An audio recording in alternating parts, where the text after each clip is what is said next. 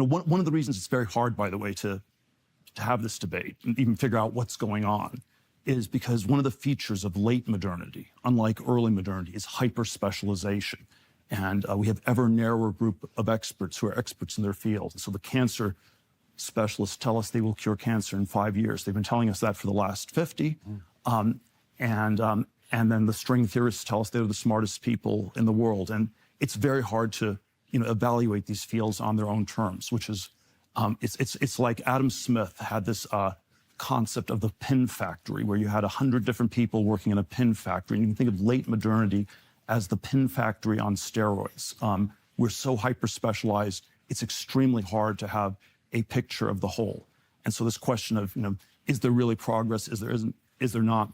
It's kind of a hard one to get at. Could the real reason behind scientific stagnation be a cultural shift? Check this video out to uncover the surprising connections. But I think if you measure it in economic terms, there's a slowed sense.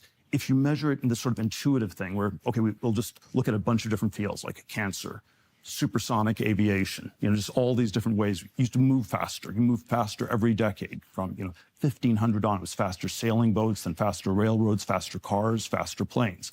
We've stopped moving faster physically the last 50 years. So, that's one dimension. And so there's sort of a common sense way that we have stagnation.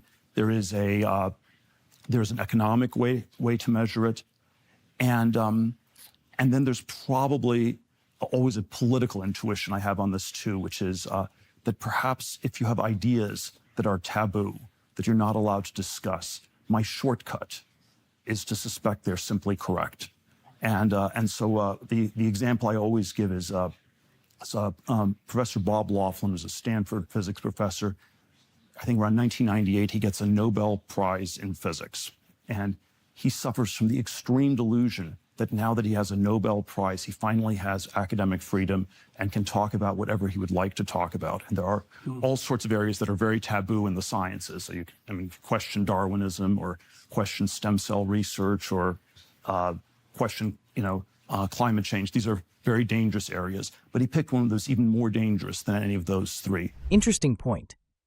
If we're really making all this progress in tech, why does it feel like we're stagnating in so many areas of life, especially in transportation and physical innovation? Why does it seem like we're moving backward in a world where we should be advancing exponentially? Could the real problem be that we're just not challenging the systems that are holding us back? He believed that most of the scientists, so-called scientists, were basically stealing money from the government, engaging in borderline fraudulent science, or it was incrementalist, not worth much. His area of his area of focus was high temperature superconductivity. He told me at one point there were maybe 50,000 papers written in that area, and maybe 25 out of 50,000 had actually advanced the science at all. And I don't even need to tell you how he started by, it was not just the abstract replication crisis. He started by talking about naming people, and this person has stole money, and this person is a fraud. And I don't even need to tell you how that movie ended. He promptly got defunded. His students couldn't get PhDs anymore. And then my hermeneutic of suspicion is if you have an idea like stagnation in science, which immediately gets you deplatformed, that's an idea we should take very seriously. So that's a political intuition I have on this. So I have a few of these different ideas that we've been a lot more stuck. It doesn't mean that there's been zero progress. It doesn't mean that the progress we've had has been uniformly good. It doesn't mean that people's fears about the limited progress we have are unjustified either. Maybe all these things are actually part of the explanation for why the stagnation has happened. Now there's a much harder question. And then there's sort of our cultural transformations that one can describe that at least coincided with this and were correlated. The idea that questioning science could get you deplatformed for speaking out against stagnation says a lot about how we approach innovation today. It makes you wonder, when did we stop allowing open debate in science? If there's resistance to challenging the status quo, does that signal a system more interested in maintaining its own power than than in actual progress. With all the red tape and closed-off fields, how do we ever break free from these bureaucratic hurdles to actually solve the world's most pressing problems?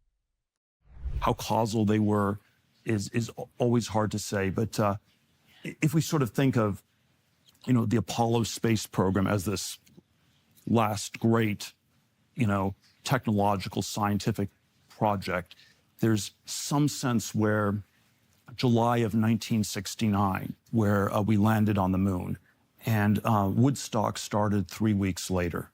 And, with benefit of hindsight, in some sense, that's when progress, scientific, technological progress stopped, and the hippies took over the country. And you can describe it in many ways, but in some ways you can describe it as a shift from outer space, from exploring the world outside of us, to inner space. And there were sort of all these different transformations. There was a and I would describe, yoga, meditation. I would describe, psychedelic drugs. I would describe, incels playing video games in basements. There was all this incredible, maybe continued atomization, the navel gazing, of identity politics in a way. It's fascinating to think that the moon landing in 1969 could mark the zenith of scientific progress for a generation, followed by the cultural shift that came with Woodstock. But does this shift from exploring outer space to focusing on inner space really represent the decline of technological innovation?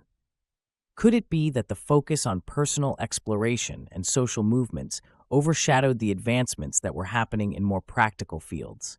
If we could have maintained that momentum from the Apollo mission, where would we be now in terms of technological progress? You could say that, people often lump, for example, they often lump Marxism and cultural Marxism together. In my telling, these are opposites, because Marxism at least was primarily concerned about the outside objective material economic realities.